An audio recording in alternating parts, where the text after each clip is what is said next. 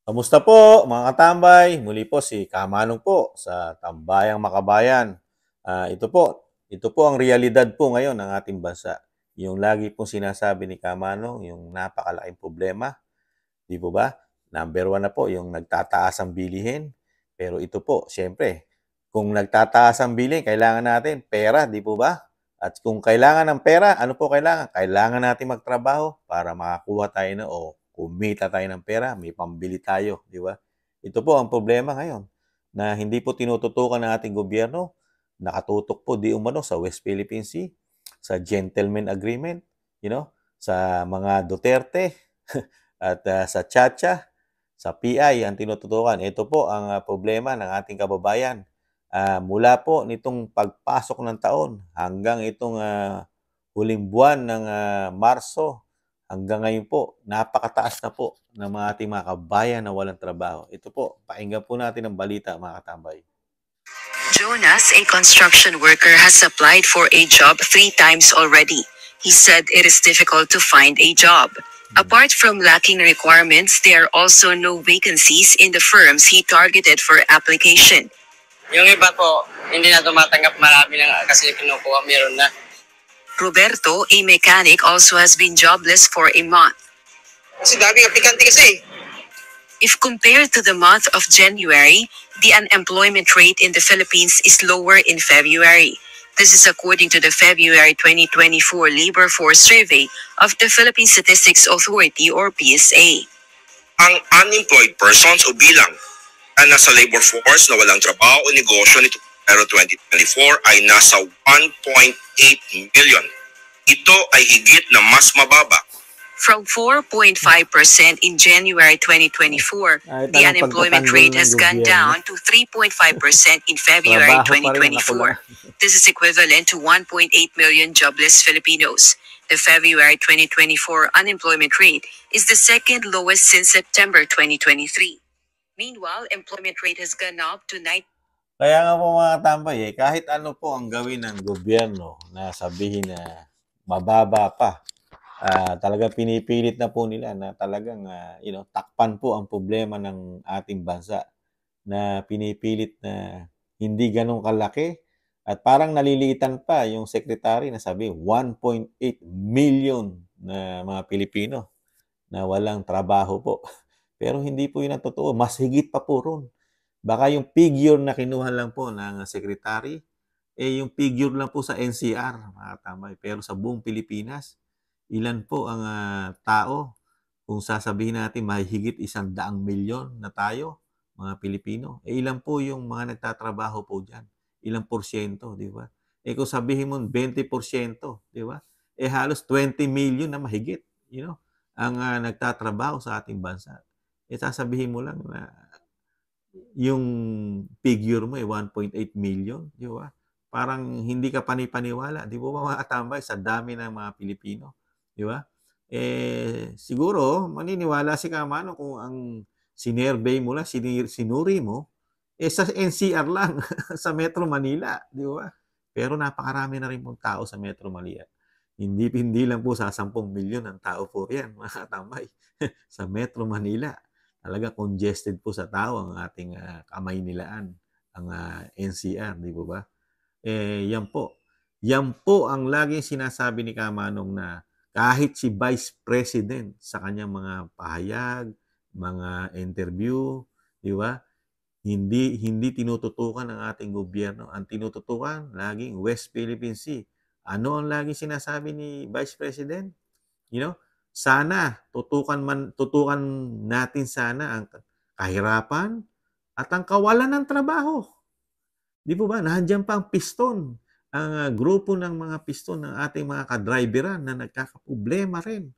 Ito nga yung sinasabi rin ng yung isang presidente sa piston, di ba? Tingnan nyo, yung mga mechanic natin, yung mga mekaniko, di ba? Napakarami niyang ina-applyan, yan po pangkaraniwan trabaho po sa ating bansa, mga katambay, di ba? Pero wala siyang makuha. Pero kung gagawin mo nga, lalo yung nakakaproblema tayo sa mga sasakyan ngayon, lalo sa PUJ, dahil imo-modelize na nila yan. Gagawin na nilang modelo ang ating mga jeep. Sinasabi nga, bakit hindi mo gawin sa Pilipinas? Diyan mo gawin sa Pilipinas. gawang Pinoy. Di napakarami po mo pang mabibigyan ng trabaho, lalo yung mga may skills dyan. Di po mga katambay? At yung isa pang kababayan natin, na hindi lang siya, marami pa nating kababayan na naghahanap ng trabaho, lalo sa construction, di ba? Sa construction na lang, na talagang trabahong pang mahirap, di ba? Pang mahirap, kailangan ng trabaho ng mahirap, construction, walang mapasukan, walang bakante, di ba? Tapos, napakamahal ng bilihin na walang trabaho yung mga kababayan natin. Ano ang itutustos nila sa kanilang pamilya? Di po ba? Sa kawalan ng trabaho, sa nagtataas ang bilihin. Pero ang ating pamahalaan, ang tinutugunan po mga katambay, ang tinutugunan ng ating pamahalaan, West Philippine Sea, doon po nakatutok. Ang ating mga kongreso, senado, saan nakatutok? Hindi nila tinututukan ng kahirapan. Saan sila nakatutok? Sa Chacha, sa PI. Ang senado naman saan nakatutok? Problema ni Kibuloy. Ayaw na lang ipaubaya sa NBI o sa DOJ. Bahala na kayo riyan. Kasama pa rin silang tumututok, mga katambay. Di ba ba? At puro pamumulitika po ang inaasikaso na di umano ng ating gobyerno, ng ating pamahalaan. Puro pamumulitika. Pero yung mabigat na problema ng ating bansa, hindi nila nakikita. Yung kahirapan, kawalan ng trabaho, mga katambay. Nakakalungkot lang, mga katambay. Yung mga kababayan natin na talagang nagpupusige, naghahanap ng trabaho, wala kang makuha ng trabaho. Kahit doon sa pinakamababang tatrabahuhin mo na lang, construction, wala pa rin. Ano kaya, mga katambay? Meron pa ba kaya tutugon ng ating gobyerno sa kabila ng hingkayat tayo na hingkayat sa mga mamumuhunan sa ating bansa na alis tayo na alis ng bansa, ang ating Pangulo, sa kabila ng yung problema rito, kahirapan, di ba? Na handito na, magdadalawang taon na hindi pa natutugunan, di ba? At sasabihin mo na ikaw lumalabas ng bansa para mahikayat mo ang mga bansa na mayayaman, mamuhunan. Pero sa kabila nun, meron ka pa rin nasa likuran mong problema sa iyong sarili. Sinasabi nga ng mga political analyst, malaki pa ang problema mo lalo sa issue ng droga.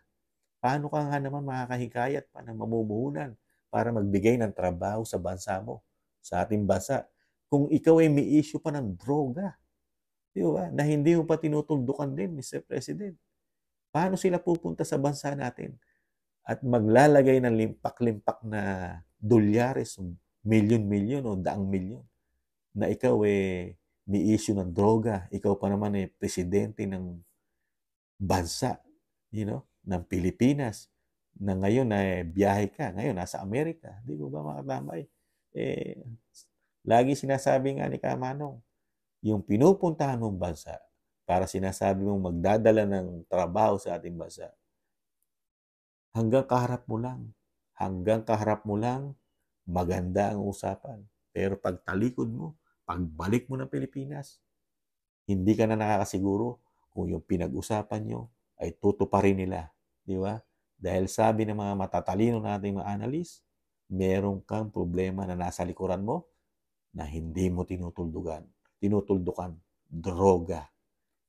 Planchahin mo muna yung problema mo sa droga bago mo sila mahikayat. Di ba? Pero itong nasa Pilipinas, yan muna sana tutukan mo. Yan ang sinasabi ni BP Sara.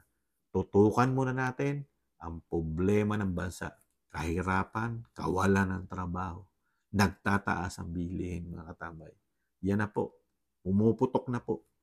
Mga Pilipino na mismo. May hirap nating kababayan ang nagre-reklamo na, mga katambay. Nakakalungkot lang. Kaya dadanasin pa natin ang mga katambay sa mga darating pang araw, panahon, buwan, taon. Pagka hindi niresolba ng maaga itong problema na ito. Kasi 2 taon na, mga katambay. 2 taon na. Kaya umasa pa rin po tayo, mga katambay. Ganun po talaga Ang mga Pilipino, sana'y magtiis at umasa, mga katambay. Muli po, si Kamanong po, nag-iiwan po na siyempre po, lagi, tiis-tiis muna tayo. Makakabangon pa ang ating bansa. Tiis-tiis lang po. Paalam. Bye-bye.